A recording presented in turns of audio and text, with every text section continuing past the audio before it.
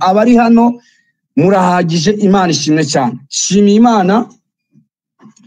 Yesu Kristo muri mu butumwa bwiza ko bwanditswe na Luka ibice 4 murongo wa 18 were 17 uza kubona uburyo arapostinga ibyanditswe kandi bitabonetse uburyo abantu bajya bitoza gukoresha makaramu deni bakaza kwicara bagakora bagasubiramo. Imana ishimwe cyane. Yesu aravuga ngo umwuka w'Iteka uri muri je. Imana ishimwe cyane. Yesu Kristo ni umuraganwa nanjye. Ndadekaraye umwuka w'Iteka uri muri je. Aravuga ngo yantumye kubwiriza abakene ubutumwa bwiza. Imana ishimwe. Yesu Kristo yavuze ijambo abakene, araho bakoreje ngo nabagwa neza, ariko nanjye abakene iri context yarabivuzemo umuntu wese, umuntu udafite Kristo. Urakoze my sister Origine, I love you. Umuntu wese muri we udafite Kristo, Yesu Kristo yarabidekaraye muri muzandiko yahaye Yohani abwira amatorero yo muri Efeso, itorero rya Laodikiya, arababwira ngo muvuga ko muri abakire, mutunze, mutunganiwe, ariko muri abatindi bo kubabarirwa. Materials zari zihari, nta kibazo mirebana n'ubuzima busanzwe bugaragara, nta kibazo.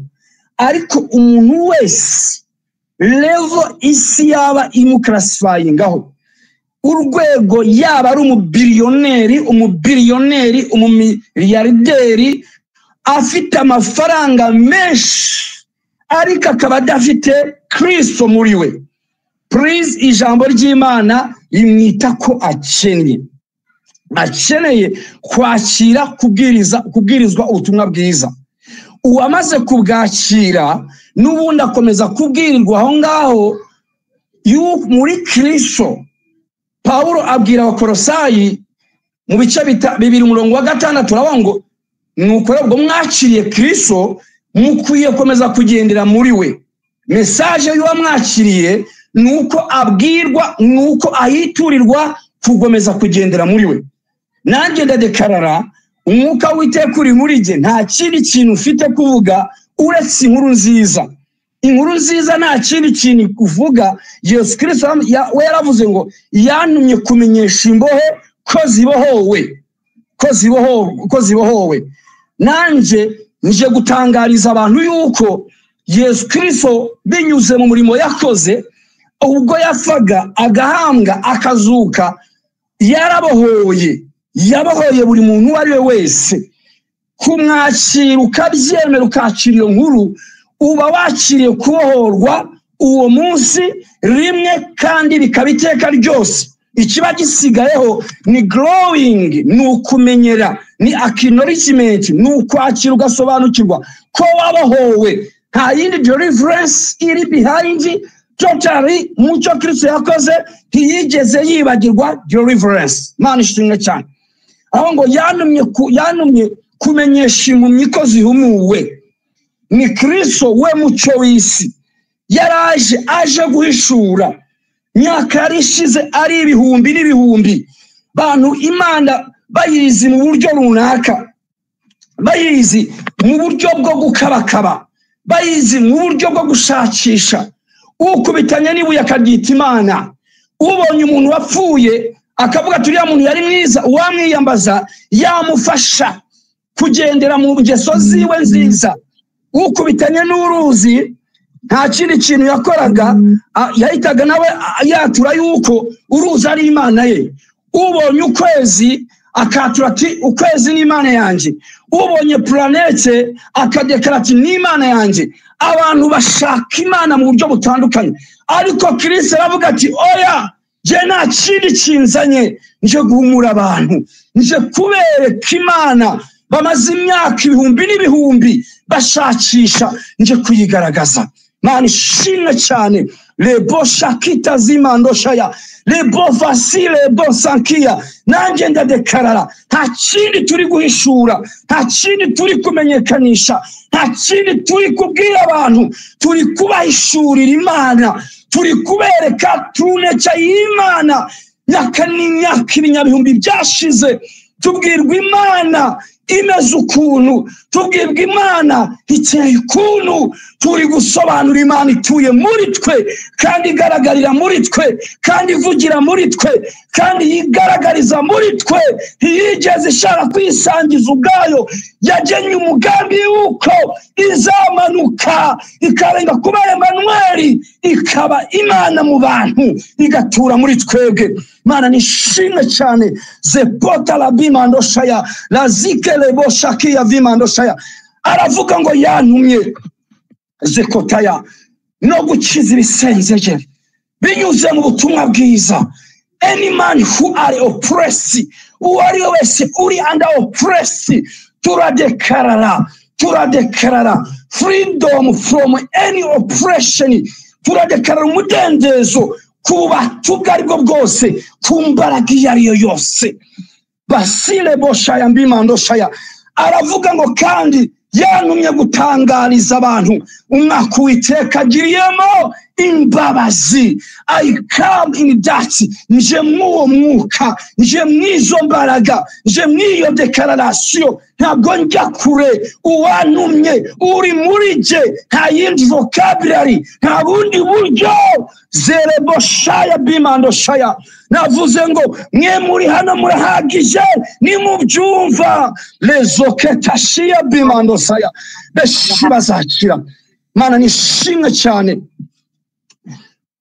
Imana kuri Freya mwabonye ijambo ngo in class nta rindi jambo n'ubundi tekereza igihe bazama topic nakigiye bazama kwigisha ntibazansaba indi topic nibashaka onurabe yumva uwo murongo niba yambwa ngo ni jewe uri bwigisha azawukipinge ajya umenya nuwo nta wundi nazavuga subtopic muri ariko naki in class nta kindi kintu ushaka gusobanura. Imana ishimwe cyane.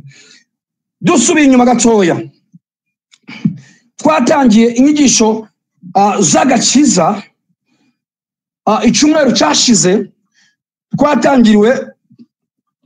twatangiriwe na Posonamani. Posonamani hari umurongo shaka ko tuvugaho, wenda ntabwo tuvuga ngo turangize, tuzawurangiza. Imana ishimwe cyane. Mu rwandiko rwa Petero, urwandiko rwa kabiri, ibice bitatu, umurongo wa 15 n'uwa 16. Urwandiko rwa kabiri rwa Petero, ibice bitatu, umurongo wa 15 kugeza 16. Haravuga ngo mumenye yuko kwihangana k'umwami wacu ari agakiza. Iri jambo kwihangana ni nature y'Imana. nzarisobanura kuwa gatatu. Haraho nzarisobanura in the Old Testament. Ngo nkuko mwene data ukundwa Paulo. Imana ishimwe cyane. Ndashaka yuko Imana ishimwe cyane. Imana ishimwe mubyeyi. Ndashaka yuko twubaka spirit, twubaka uburyo jewe nzajya ndakomanda Olivine nkavuga ni bantu birunaka muri receiving Olivine kubera impamvu ABCD, kandi birashoboka. Nanjye akande komanda akavuga ndi Federico bitewe na ABC without fanatism.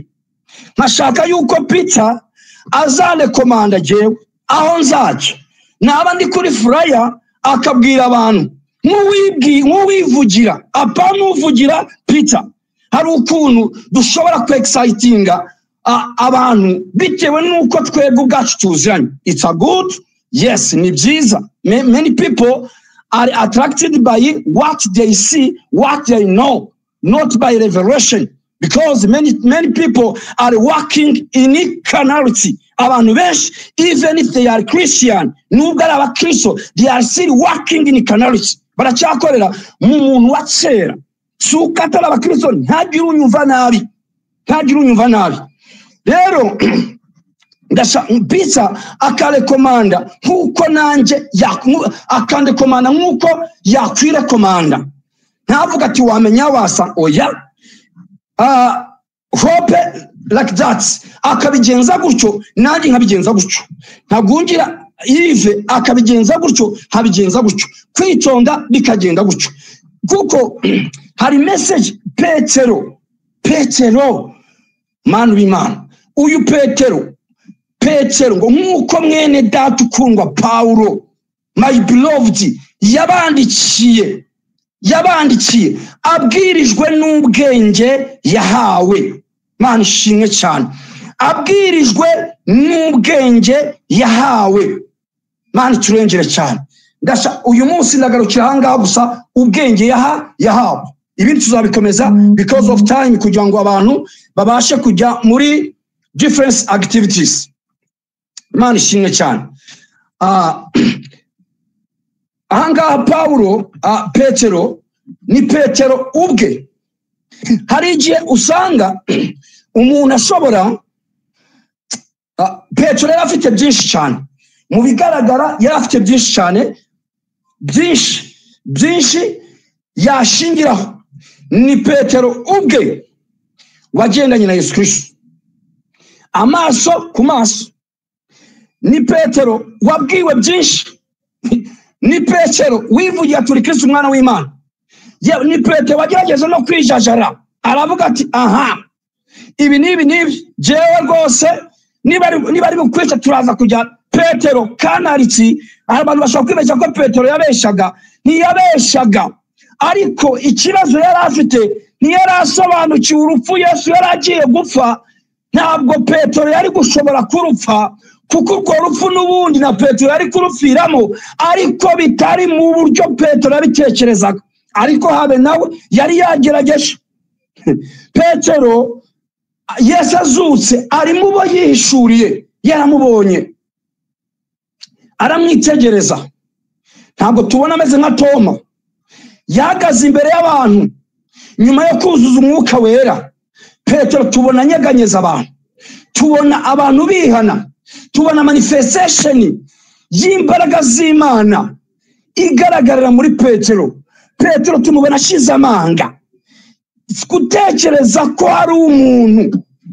Petero ubwiwe yari kurekomanda akavuga undi muntu according the carnality, bishingiye ku bantu mw'ino minsi nagiye mbona nkitegereza, bicingiye mu banyamadini twagiye dukuriramo. Byari gushoboka. Dada abari dadi, mami abari mami, nubwo yakurekomanda ntashobora kukwisumbisha.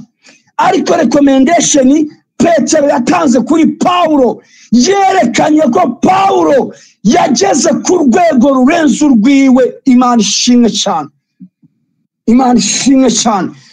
Imana ishimwe. Yageze hasi nubwo naza kubasobanura. Yaravuze ngo ndetse no mu nzandiko ze zose yavuze ibyerekeye ibyo. Icyakora zirimo bimwe biruhije gusobanukirwa, iby'abaswa bahindagurika bagoreka nkuko bagira ibyanditswe bindi bakizana kurimbuka. Uyu murongo wa 17 uyu murongo wa 16 sinshaka ukoraho, ndashaka kuguma hejuru gusa.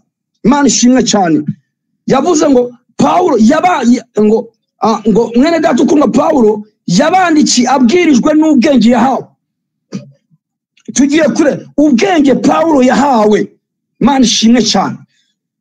Hari ugiye twirukanka mu bintu rimwe na rimwe dushobora no kwica tukemfasizinga tukareba really iyo character tugasobanukirwa, kuko uyu munsi wa none urugendo dufite twebwe ni acknowledgement, ni ugusobanukirwa.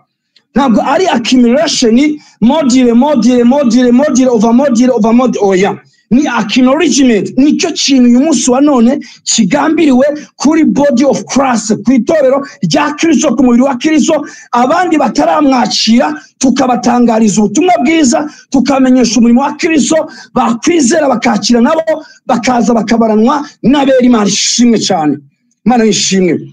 Ni ikihe kintu Paulo Petero yabonye? Ni ikihe Paulo Petero yabonye kuri Paulo yasobanukiwe? Paulo mu rwandiko yandikiye Abagalatiya bari baragezwemo n'abandi bantu, bababwira ibintu bitandukanye. Paulo mu kwisobanura yandika amagambo mu rwandiko. Paulo yandikiye Abagalatiya 1:11 na 12. Imana ishimwe cyane.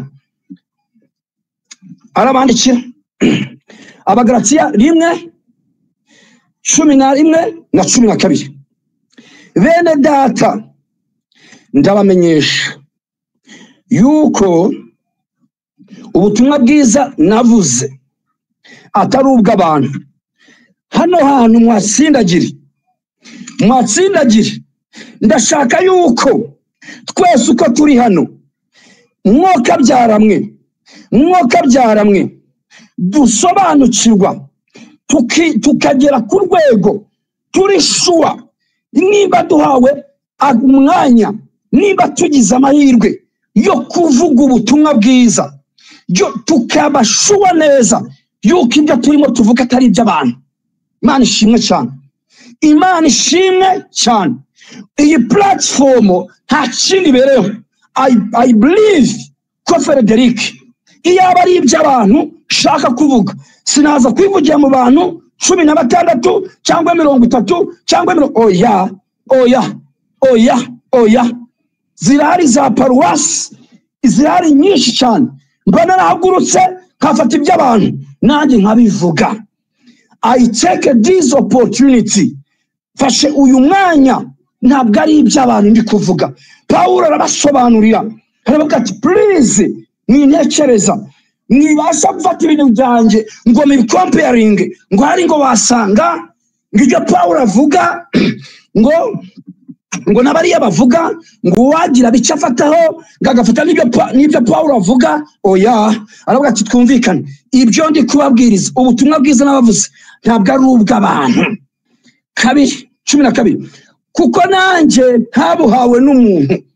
I tell you, berezo peto shaya bimando shaya, ndadekarara mu izina ryera rya Yesu Kristo, Imana y'umwami wacu Yesu Kristo ibaho umwuka w'ubwenge no guhishurirwa, kugira ngo amaso y'imitima yanyahweze ijwi ryose ridaturutse kuri data muri recognize, muri menya mwande kurifata umwanya, muri rejecting tirizigera rifata place mu buzima bwanyu.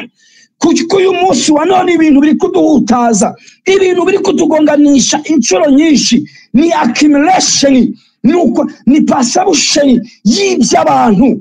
Biramutse ari ibya Kristo ntabwo twagongana, ntabwo amadini turi kugongana, nta kindi baduhora, nuko ibyaba ari iby'abantu tukaba turi kubabwira ibya Kristo. Lerasiya bimando shaya tereza koya bimando shaya bimando vayasini zekotashia. Haravuga ngo sinabwigishijwe n'umuntu. Cyambere sinabuhawe n'umuntu. Cyambere hari ushobora kuvuga message nkagutumani rero nyabuna hope, hari ahantu ushaka uzajya kumvugira ubutumwa, uzagenda uca. Twarababonye listening, kubivuga suko ari uwo turwanya, mu byumve bavandimwe. Twabonye abantu badekarara ati ni runaka bimpaye, kandi ntabwo babeshe. Nibyo hari abandi bavuze twumva inkomoko yabo. Paulo iyo umuntu yavugaga yamenyaga ibyo avuga iyo bikomotse. Petero uko arashaka kugenda asobanukirwa, lezo keta shile bo mandova yasini zankile bo shalabiere vosaya minisako yasini, yamenye neza agenda amenya neza akumva atirijwi nibiturutse ku Mana. Ageze kwa Korneliyo tangiye kuvuga ubutumwa bwiza, nta kindi kintu arakora, imihango n'imigenzo yarafite mu bwonko bwiwe, abona abantu buzuye umwuka wera, ati ye baba we, yamenye neza ko aravuga ati please ndasobanukiwe. Imana ishimwe cyane. Ntabwo Imana igira abana ku butoni, agakiza kazo abantu bose, umwuka wera waziye abantu bose. Imana nishimwe cyane. Pawulo abango sumurobo maye, ahubwo hano mwaca karongo, hano mwaca karongo bene data, ngo ahubwo ni Yesu Kristo wabumishuriye. Petero aramwexamininga, Petero ayicara asoma inzandiko za Pawulo na Pawulo aravuze ngo, avuga mu Befeso nawe yirokomanda, aravuga ngo ubwiru nahawe burakomeye, namwe ni mubisoma icyama abantu bagasoma lela sikia bimando shakile bosankia lezoketo shayabi, namwe ni mubisoma muzabona uburyo mwabwo ubwiru bukomeye cyane. Nubwo noroheje nyuma abandi bose yabivuze mu Befeso 3, ntabwo shaka mu posting never muyihore muzasoma igice cyose. Yavuga ngo nubwo noroheje nyuma abandi bose, ariko nahawe ubwo bwiru, nta butumwa bwiza bw'ubuntu bwa Kristo kugira ngo mbashe kujijura abantu bose. Pawulo arirekomanda abwira Abakorino, nashize n'abayumwe ndigiye mubacisha mukuru, nashize urufatiro, umuntu wese yirinde uburyo yubaka kurwo rufatiro. He recommended himself. Birasaba kuzagira ku rwego uvuge ngo ibyo ndi kuvuga nubwo uyu munsi wa none ibinyaka n'ibinyabihumbi byatambuka, nothing change. Icyo mvuga gituruka kwiteka, gituruka kuwiteka, kikizigera gihinduka. Niyo mpamvu Pawulo yashize amanga. Mana nishimwe cyane. Zerebo shakia bini arabisobanura abango nabuhawe na Kristo. Imana nishimwe cyane.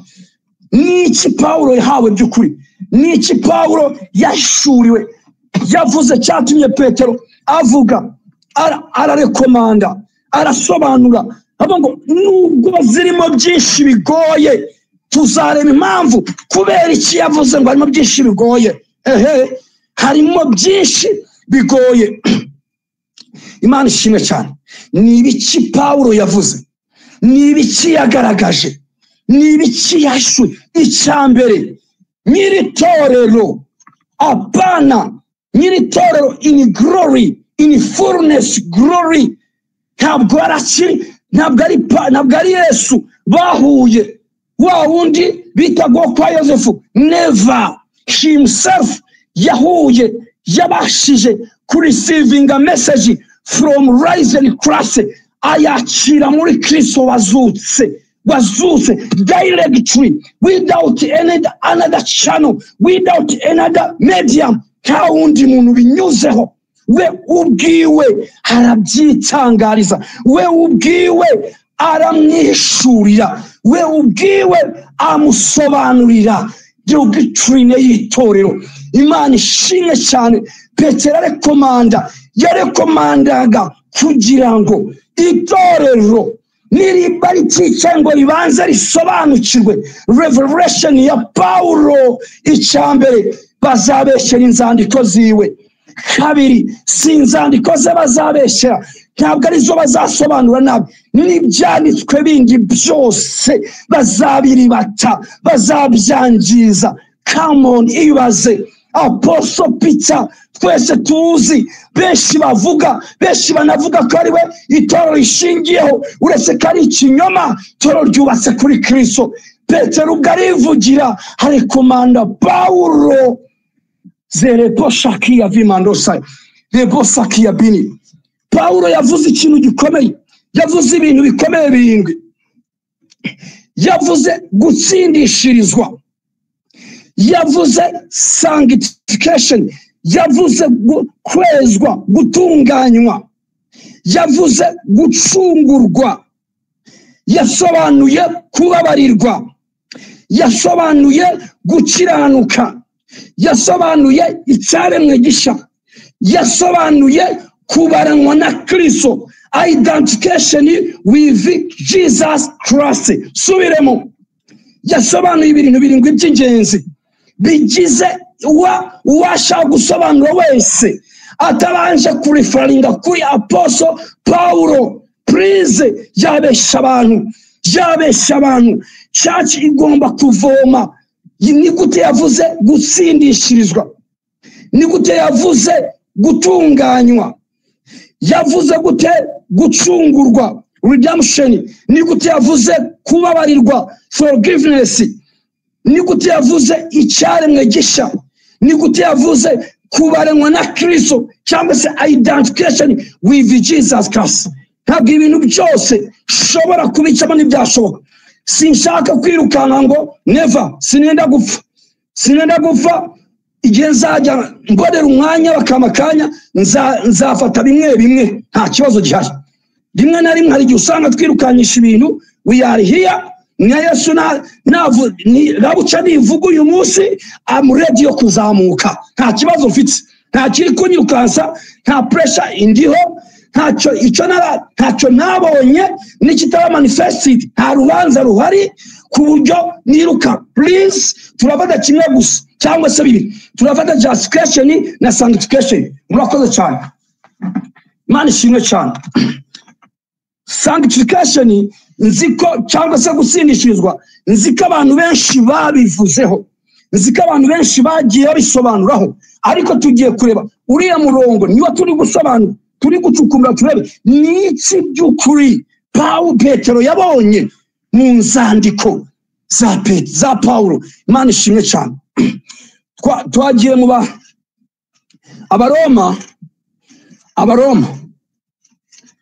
Abaroma 5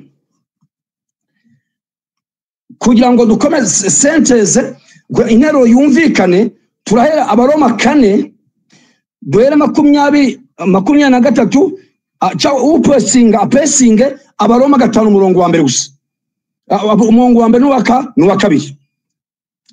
Jewe ndi gusoma hard copy, ndasoma Abaroma 4 guhera ku murongo wa 23 kugira ngo intero yumvikane neza. Paulo ngo icyakora, urakoze cyane, icyakora kibyanditswe, nanjye mperi hagati, nta umwanya ni mucoya, nibishoboka muzasoma, ariko sinzi impamvu tuzajya dusoma nta kibazo. Icyakora nibyandikiwe kubwe. Uyu ni Abrahamu Paulo yarimo gusobanura. Icyakora nibyanditswe kubwe yuko byamuhanijwe no gukiranuka, ahubwo no ku bwacu abazabiheshwa. Iri jambo muri tsindagire, abazabiheshwa. Subiremo, abazabiheshwa. There is no automatic.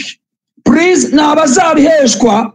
Niba abantu badashaka kubyakira, twibarema agatima, nta mpamvu n'imwe ihari, tubabwiza ukuri, na abazabiheshwa no kwizera.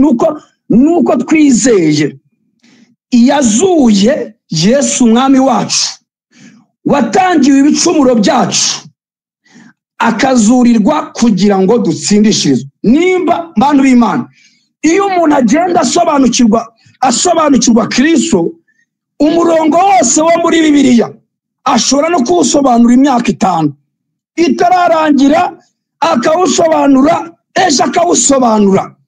Yewe mane, urasoma ukumva byinshi cyane. Rezota siniko tarabaya, watangiwe hano ubwawe cyazamo redemption, watangiwe ibicumuro byacu, zekota sire bomandosha, yarangizwa akazurwa kugira ngo bigende gute dutsindishirizwe. Without resurrection there is no justification. Nta gutsindishirizwa kwari gushoboka. Bivuga ngo kuzuka ni ngombwa, ni bakigize umwuzuro w'agakiza. Imana ishimwe cyane. None murongo mwavuza posinga n'umurongo w'Abaroma 5. By the way, reka mbereke turavuga sanctification gusa. Ejo hari umuntu afata ntuze ebyiri ariko turavuga justification gusa kugira ngo abantu bataza kugira duturiza ahangaha honyine nta kiri kutwirukansa. Nuko rero ubwo twasindishirizwe, Mana ishimwe cyane, no kwizera. Gutsindishirizwa bigenda gutse.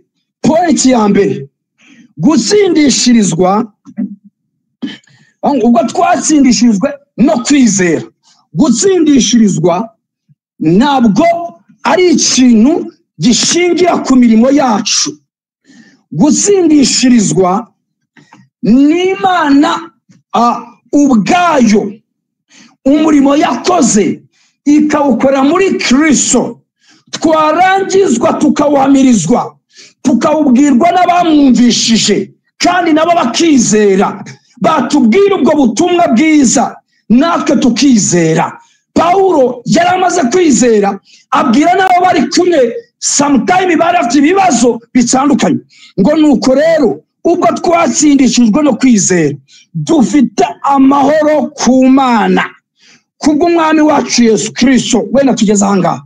Nuko rero ubwo twatsindishirijwe no kwizera, leza kita shimandozaya, ubwo twatsindishirijwe no kwizera. Subiramo ibintu bicyayuke abantu bishaka kugira kwizera. Byarasobanuye mwino minsi ni response, nuko respondinga kuva mu itangiriro, kuva mu irema. Adamu twabonye ko yagombaga kurespondinga ku giti cy'ubugingo, ariyo typology cyangwa se aricyo kigereranyo cya Yesu Kristo. Yamara kumurespondingaho akakira eternal life. Yari afite ubugingo buzima, ariko ntiyari afite ubuzima bw'Imana muri we. Ubuzima bw'Imana ntabwo butsindagira abantu ku ngufu, bisabwa kubwakira. Urabubwirwa, wabubwirwa ukabwakira. Twatsindishirijwe no kwizera. Kwizera si umurimo, isi respondence, nuko respondinga ku murimo wamaze gukorwa. Si ugusubizwa gukora, si ugusubizwa kugenza gutya, n'ugwakira. Imana ishimwe cyane, Imana ishimwe cyane. Ubwo twatsindishirijwe, hari ibintu uno murongo, hari imirongo myinshi cyane.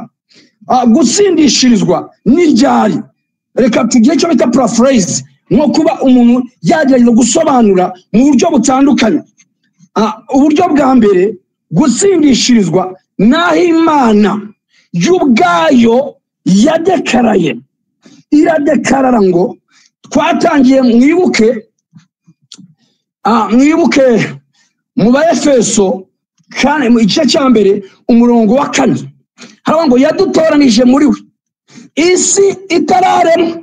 Yadekaraye ko, yaradekaraye ite?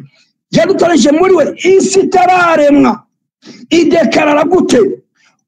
Kugira ngo tube abera n'abaziranenge. Idutoranije muri Kristo Yesu. Nubwo umuntu yaguye, ntabwo iyo plan yigeze ihinduka. Icyahise kizamo ni ukubanza kumucungura kugira ngo aze mu mugambi w'Imana. Imana ishimwe cyane. Imana yadekaraye rero ko muri Kristo Yesu uzageramo, uzakira umurimo yakoze, azaba ari umukiranutsi. Imana ishimwe cyane. Azaba ari umukiranutsi. Nubwo arimo gukiranuka nka topic ukwayo, ariko justification igihe cyo bita interrelates, cyangwa se ifite ayurira n'iki no gukiranuka, right to stand. Murabera n'abaziranenge mutagawa imbere yanjye. Imana ishimwe cyane.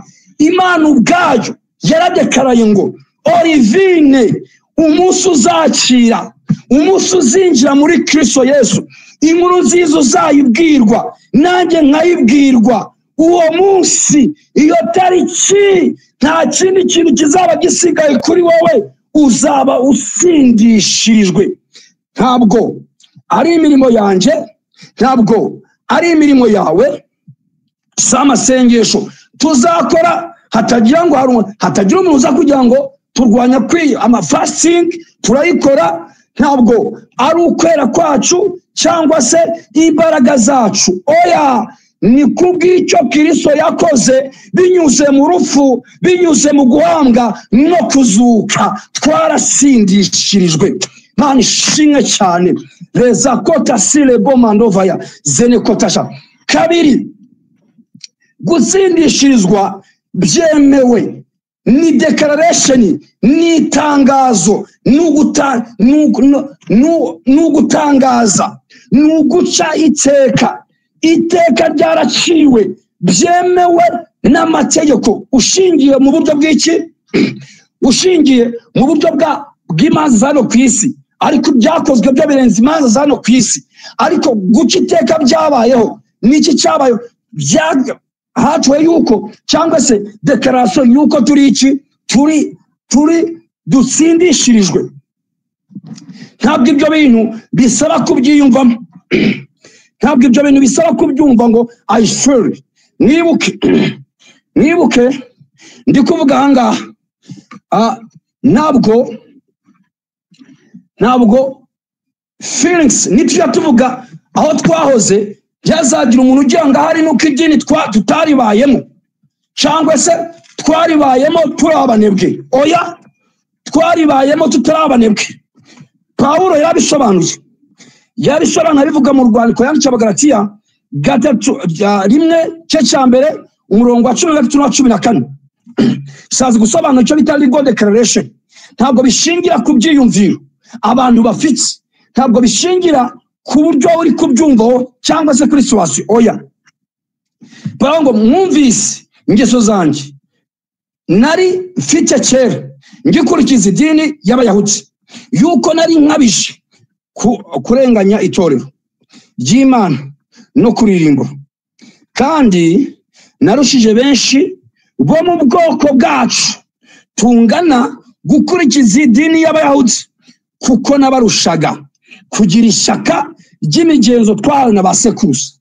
Bavandimwe, ntihagira umuntu wumva tuvuga iby'idini ataza kugira ngo twari abanebwe. Jewe ndabihera ubuhamya, itorero nakuriyemo n'ubu nyirimo, please, bidafite ubushobozi uyu munsi, nako badashobora uyu munsi kuvuga ngo barampereza agatuti mbwirize, ntibishoboka. Nabo simpamya ko ari uko banyanga, ikibazo ni ukutamenya. Ntabwo byashoboka ko banyuma agatuti iyo baza gusobanukirwa Kristo uri muri gusobanukirwa Kristo barimo, ntabwo bakanyima. Kuko anyima n'umwuka n'ubundi Pawulo ari kubivuga abo yarenganyaga, yabikoraga azi uko afite umwete. Jewe ndabyibuka iwacu mvuka ni mu cyaro, aho bita muri za Nyaruguru, tubwiriza muri za 2002 za 2003. Nari umusore w'umugenda afite imbaraga, nk'abavana mfite imbaraga, tukikorera ibyuma. Twikoraga ibyuma, yewe hari icyuma cyaremeraga, naracikoreraga, nabwira abantu bose mwicare. Nabonaga abantu bose nta n'imbaraga bafite. By the way, hari igihe bacikoraga asanga barimo barataka. Je nari umusore by'ukuri mu buryo bwose bushobotse, n'imbaraga z'umubiri narazireze, kuko nakinye karate imyaka hafi 10. Bibindi byandemye imbaraga navuga ngo z'umurengera mureba na muri physical fitness. Icyo gihe narikoreraga, nkafata n'ibikapo n'ibiki byo byose. Na icyo cyuma cyabaga kireme naragituraga. Abakecuru bose twagenda nyingiye urugendo rurerure, bakavuga ati Imana iguhumugisha, Imana iguhumugisha, Imana iguhumugisha, ibintu byinshi cyane. Nakwibesha nkasiba ati Fredeko we, ntabwo Imana izaguhumugisha, wamugisha tugusabira. By'ukuri si uko gutwara ibyuma ari ikibazo, n'ubu nabyikorera nta kibazo gihari. Ariko nuko kwemerwa kwanjye, umugisha wanjye byabaga biri proportional n'ibyo nakoze, n'ibyo navunikiye. Ariko ubwo nyine mu butumwa bwiza nasobanukiwe yuko nemerewe. Rwigema sorry wa mutinga kugira ngo ataza kuba interference. Yes, man sumucha. Aha, urakoze cyane Bibrasi. Noneho umugisha jewe nawe ubaraga mu ibyo bintu, ku buryo niyo nabaga narwaye cyabaga ikibazo, iyo twabaga tugiye gusenga, Federico haguruka ibutse Imana bya byuma wikorera, yibutse n'Imana itibagirwa Frederico we, najye navuga we navuga ngo izaduhemba ingorane, yewe gamana narabyinaga mw'abantu, narabyinaga we narabyina kava ibintu bigakomera. Aha yewe nshuti zanje, twatsindishirizwe, si imitwaro twikorera, declaration yarabaye. Nukuri nituvuga iby'idini hakazagira ngo hari umuntu ushaka kwinjira mu bye, oya turabizi n'umuruho. Iyo nabaga nikora ibyo byuma cyangwa nkora amasengesho cyangwa ngira ibindi, nukuri numvaga ntememere n'imbere y'Imana, ariko ijambo ry'Imana yavuze ubwo twatsindishijwe no kwizera kubw'Umwami wacu Yesu Kristo, dufite amahoro ku Mana. Now I'm peacefully hagati yanjye n'Imana. There is no war, nta gikuta gihari. There is no enemy, nta bwanzi buhari. Hari uruzi rutemba rw'amahoro, nirwo rumpuza. Lezoke toshaya bimandoza ya velezoke tashia. Dufite amahoro ku Mana. Brother Damiye, Papa Damiye, dufite amahoro ku Mana. Zerebo shakia bini. Gatatu, gutsindishirizwa biba ryari? Umunsi wabwirijwe. Rwigema sinzi ikibazo yagize, sinzi nimba ariko umuvinga telefone igagira yes, okay miss maybe sinzi waza biratera bihita biteza interference, sorry nachozo. Aha yes, gutsindishirizwa biba ryari?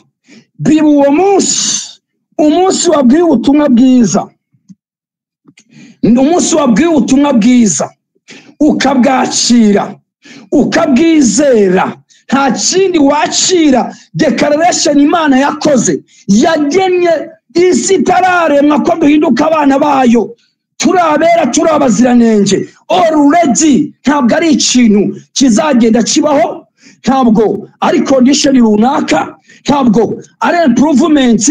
Uwo mwanya umunsi wacuye, umunsi udekaraye ubarwaho. Righteousness is imputed instantly, wita ubarwaho gukiranuka, utangira kwenjoyinga urukundo rw'Imana. Nta bya experience bya bindi byo twajyaga tugera mu nsengero nabanje kwiyagisa.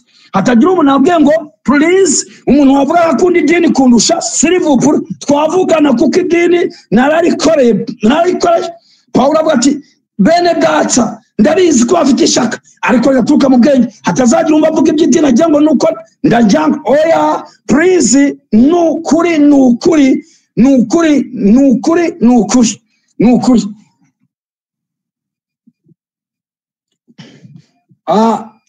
rimwe muri religious twayaga tugeramo umuntu akaza akivuga imyato nk'uko kunati runaka, ati muribuka runaka, murareba runaka,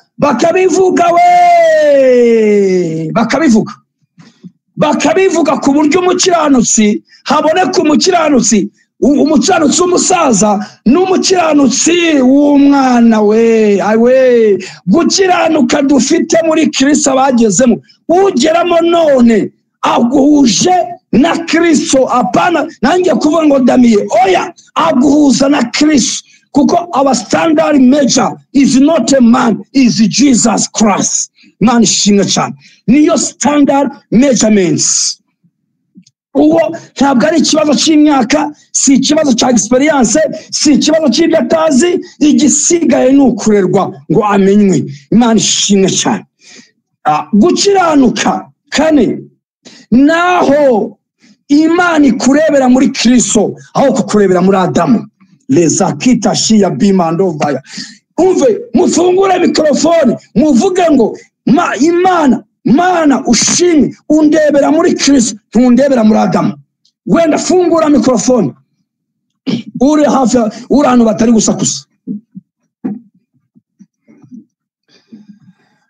Maybe sinzi sinayimbaye uburenganzira ngo mubivuge, maybe Imana ishimwe cyane. Ntabwo Imana ikimbonera muri Adamu. Mana ushimwe, undebera muri Adamu, umundebera muri Kristo, ntumbonera muri Adamu.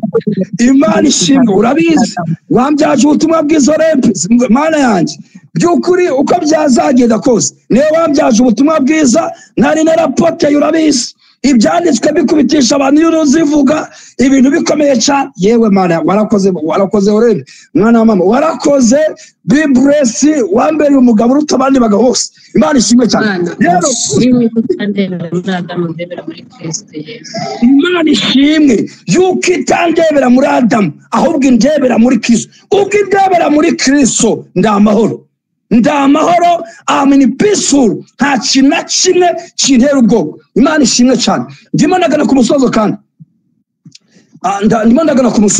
gatanu, gutsindishirizwa naho gukiranuka kwa Kristo, ugukiranuka kwa Kristo kuba ari no gukiranuka kwawe. Uwiteka umucamanza ambonye amaraso ntancira urubanza rubi.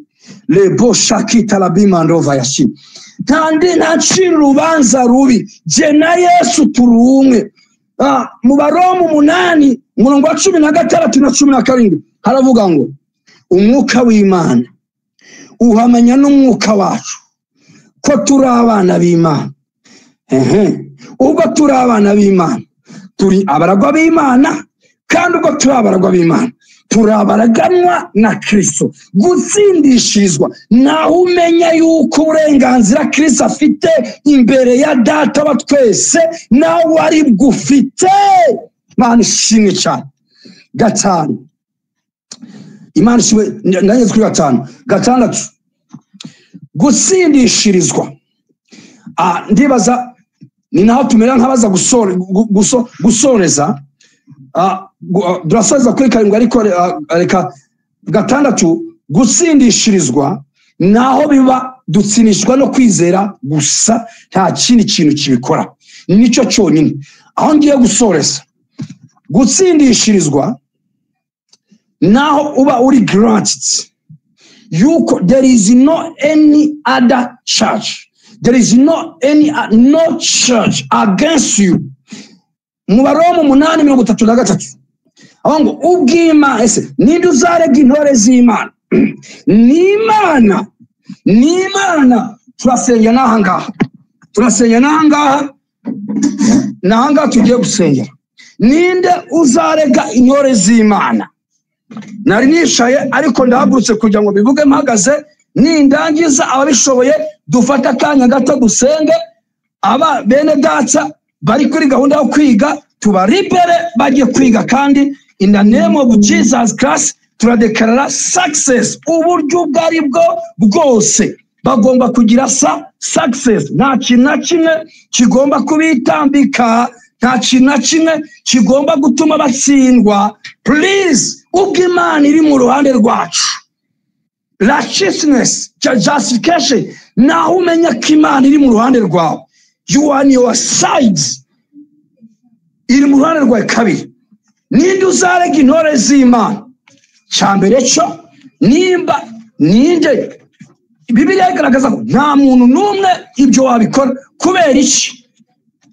Imana nimba iri mu ruhande rwacu, please, ntabwo byashoboka tiyaturega. Kabiri, kuko niyo yadutsindishirije. Umve, yaradutsindishirije. Kwitonda yaragutsindishirije. Ni igihe ugomba kudekara nkadekara. Nivuga kwitonda nimwo mba navugira mwese nta Satani nta kintu agomba kuza kunshinza. Twajyaga tujya amasengesho bakaba ngo numva ibyaha binuka, ikibazo idini ririca mu kabyara. Uwo muntu uvuze ngo ibyaha biranuka niwe ubushize abagabo bavuze ngo bana banjye ndabishimiye, numvisha kwinyiga kwanyu, mbonye guca bugufi kwanyu. Ye baba we, icyo gihe wacu twasengaga kuwa gatanu dushyira no kuwa gatandatu.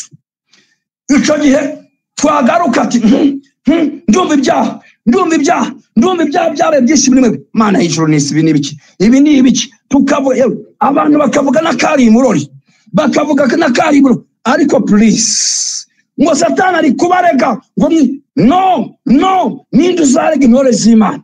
Ni Imana se ariyo yazitsindishije. Ntibishoboka. Satani nibishoboka yaratsinzwe, amakuru ye arazwi. Nta cyaha cyanditse kuri jewe. nta muvumo ukiri kuri jewe, nta muvumo ushobora kungeraho, nta teka na rimwe nzacirwaho. There is no any curse. No curse can reach you, can reach me. There is no condemnation over me, over you. No devil can accuse me. No sin record exists against you. Reka dusenge Imana. Murakoze cyane. Zepota shiki ya bima ndovaya. Zelepota lavaya. Sinte shala bima ndoveko yasini. Ushimwe data. Rizalebo shantesa ya bini. Zelebota nkoya vima ndoshaya. Lila ziya sini kota sibendo saya. Turagushimira. Twatsindishirijwe no kwizera. Uyu munsi we have peace. Dufite amahoro kubwa Yesu Kristo. We have peace. Dufite amahoro. Le dosankia ndadekarara. Libo shakita la biele bomando saya. Uwari wese uri kuri no platform uzakurikirana audio yafashwe zepota la bimando shaya.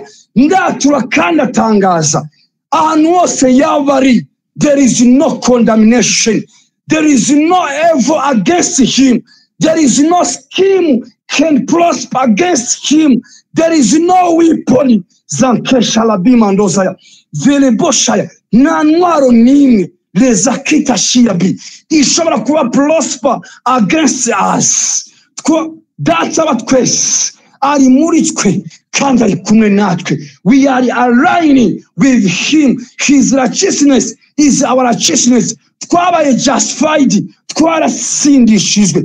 Uyu munsi lebo shakita yabini.